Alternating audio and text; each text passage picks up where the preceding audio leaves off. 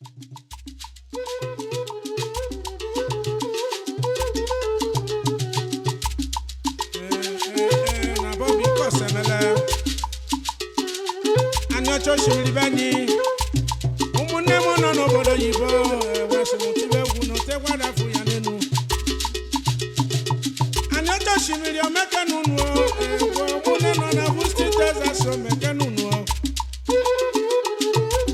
meke nunu umune mo meke nunu nekene kene zekobuli gwe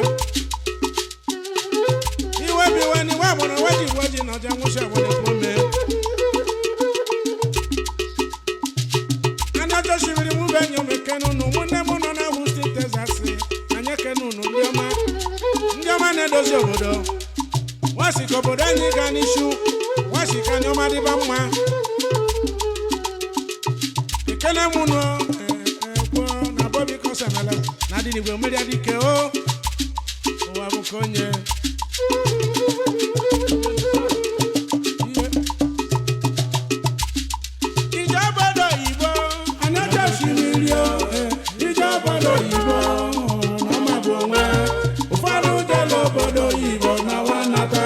Manaka dozi osha na di mono je bolo no mwa luche na de funamba ya be bonye tena o ahuma mata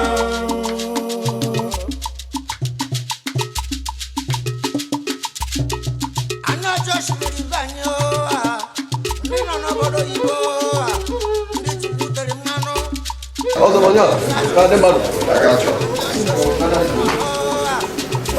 Oji Lube, yana manya isoni, manya mo, na Japanese, Japanese. I believe you have anyway. See, I'm make a. What's the make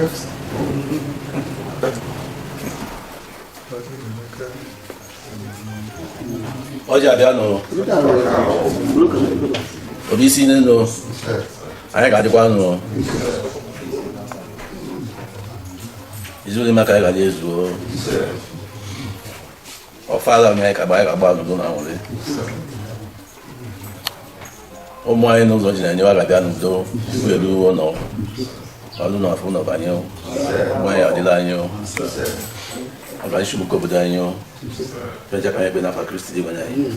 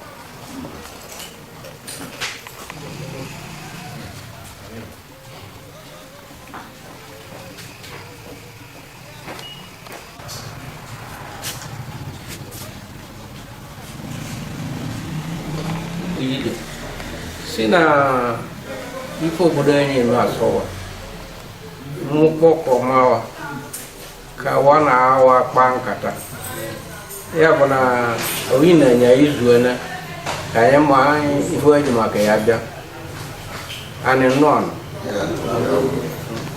Ibe ojabe. Onye na nzele o. Ka ndị manu ndị anyị ji firi we bịa beni mụ abụ Paul Elumelu nke bụ Paul Ude onwe ndị ụmụaka anyị n'okpuru ọchịchị wa n'obodo oyibo ofu onye n'ime wepụ Peter Ude onye nke ọzọ bụ Godwin Elumelu wabasị na otene wa hapụ anyị beni donu atụtụ lusiwani tru OKU mana ọbasị mba na wanụ ife akpọtụ enyi na Nigeria nchamana n'obodo anyị n'udo ya baba si na mọkụ na udo ya na mba onwe ụzọ wa si nyere obi aka maka ichi obodo maka ọ yara izi gwa hapụrụ ụtọ kpọnye obi na ndị du anya achị ifiri ezi ọbatụ halo si na ndị vigilante n'ọrị mma onwe ụzọ wa si nyere wa aka wee kwube na ụkwụ ụfọdụ weji ka ume pụta adịwa arụ ọdụ na anyị mara na anya ahụ ego anyị ga-akwado mana ọ na-agwa nkọ ha na wenyewe akwaji obi wepụ ha sikwa ibe nye nepụ anya n'ime obodo so na ọ dịzikwa maka anyị mewepụ obi anyị ha nwere ifiri ezi ọbatụ na onwe ego wepụ he mana na dịkwa wejere aka izizi bụ na kwasị na anyị anyị na ọfara anyị na be chakwasị akpa anụwa baba wee gwa ma bịa ọgụ obi nke aka nkịtị ọbatụ n'ife dịka 100,000 naira ni na ji abanye obi na ndị ya na-aweghachi ọfara so ya bụ ọnwe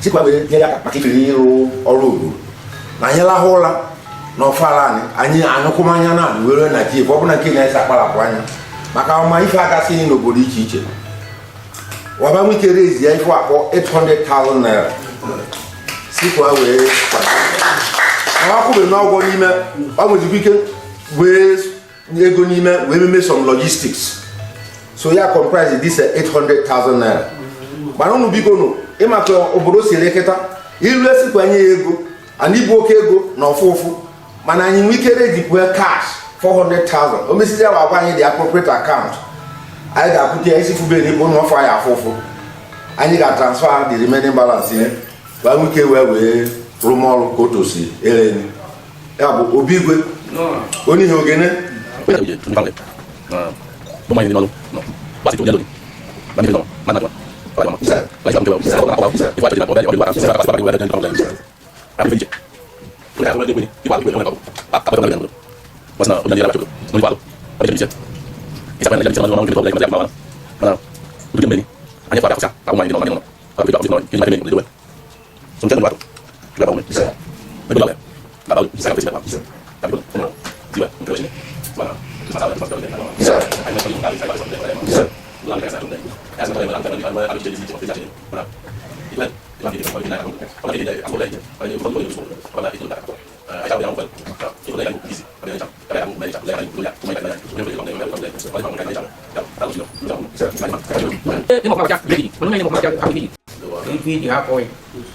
ya bụ daalụ n'ochinne ndị iwe ya bụ ego ndị wezihe dezie nye ya bụ ebile girikwa ụnụ maka na o nwere ife dịka zie mmadụ ozi ozi ya ka o si zie daalụ ndị nye ego ọtụtụ ngozi dịrị ụnụ anyị bụ ndị nọbe ngozi chukwu dịrịkwa anyị ya bụ daalụ n'ochinne ha nwere dị anya obi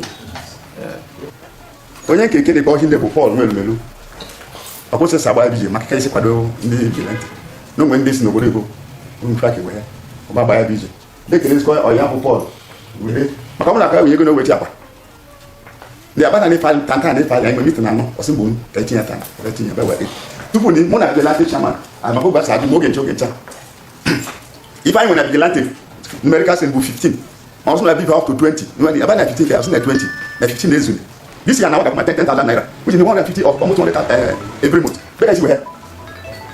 If you go, my some branches big 20. If I buy more than 10,000, we want to go for the out of 15. 10,000 I don't buy dealer. I can anywhere every month. Since I was going to I know Onicha-Uku, Aniocha. I know go. So I'm very, very grateful for this kind of gesture. The first person I have to work with the Chief of Security Officer Abacha. He made mention of some certain things, Basamoto and all that. This is a starting point and it's a welcome development. We are very, very grateful. And I have an able that Bewasi we are going to number on. Amen. If open on your Baduche definitely, okay, Loaka, on your channel of Monio Jema. He said, if open our Banuche, Kokanyewe. Canadian Makanye in Jesus' name. So we appreciate that. For the like he said, it's a moral booster. Knowing that Rawan with this kind of backup, okay, encourage you to do more. Na ndike nke Chukwu na mbife chalema. Canadian no madalo.